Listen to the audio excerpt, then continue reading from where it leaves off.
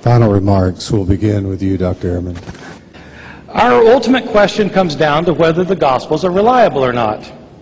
My view is that the Gospels have mistakes, discrepancies, contradictions, factual errors, textual alterations, additions, omissions, and corruptions in them. This is not a unique view of a particularly liberal professor who teaches at Chapel Hill. I know that I seem very liberal. When we were talking about the format for this debate, I asked that I be given the podium on the left.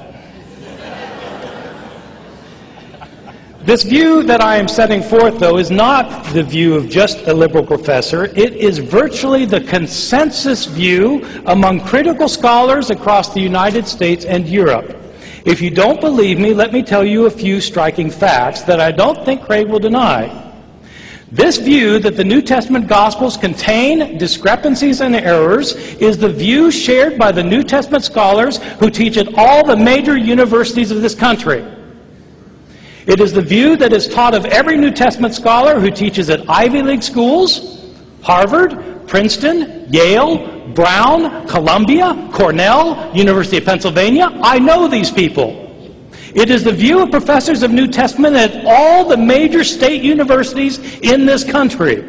Where I live in the East, the University of Florida, Florida State, University of Georgia, all 14 of the universities in my state, North Carolina, University of Virginia, University of Maryland, Rutgers University. It's the view of every New Testament scholar who teaches at major universities in the Midwest, where you live. At the University of Texas, the University of Oklahoma, the University of Kansas, University of Nebraska, the University of Iowa, and so on. It is the view of professors at New Testament in every major divinity school connected with a great university in this country.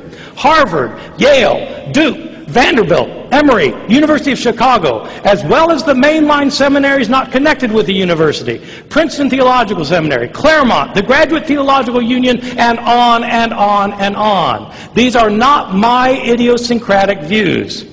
These views are taught at virtually every institution of higher learning in the entire world that is not fundamentalist or evangelical Christian. Most of these people teaching these views are themselves Christian, but they don't have an evangelical assumption that the Bible is without mistake. The only ones who say otherwise are fundamentalists or conservative evangelical Christians. How can that be? Is everyone else, apart from evangelicals, not as intelligent? Are they blind? Are they demonically inspired? Everyone else? How is it that the only ones who think differently, the only ones who think that the Bible is completely reliable, are people who have a particular theological point of view that affirms that the Bible does not have mistakes in it? This is a theological view, not a historical view. And people are, of course, welcome to have it.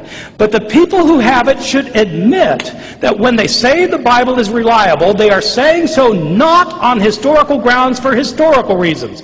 They are saying so because their theological views require them to say it. If they did not have these theological views, they would agree with everyone else, Christian and non-Christian, that the Bible does not provide a reliable account of the historical Jesus and of the history of the early Christian church. Let me tell you why I think it matters. Many good Bible-believing Christians think that the Bible provides a blueprint for faith and ethics, for how you should believe, what you should believe, and how you should live. Questions over such things as abortion, gun control, gay rights, that the Bible provides us the blueprint. The problem is the Bible is not a single book.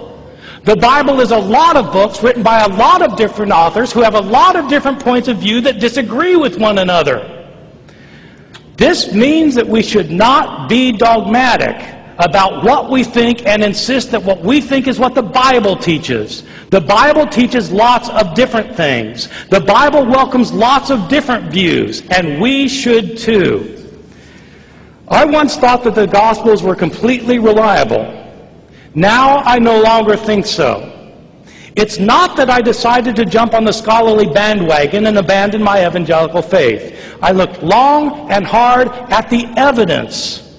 I studied it for years. I grappled with it. I prayed over it. I talked it over with friends and loved ones. And eventually I came to see the truth. The Bible does not provide a reliable account of the things Jesus said and did. I know most of you will not change your mind.